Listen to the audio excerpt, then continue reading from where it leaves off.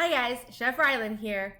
Today we're going to be making one of my favorite drinks of all time, horchata. Horchata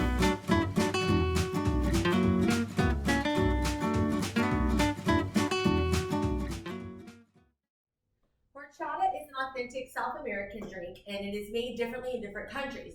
Some countries use almonds as a base, some countries use just water. Today we're going to be making a Mexican horchata which uses rice as a base. So I'm going to be using rice milk.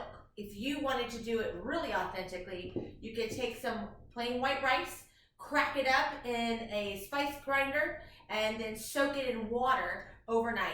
And then you would strain the rice out and that would give you your rice milk.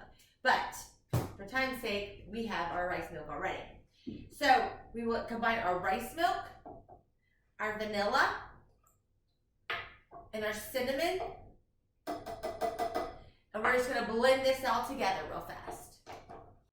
Now that we have our cinnamon all blended in, we're going to add in our sugar and we're going to blend it one more time.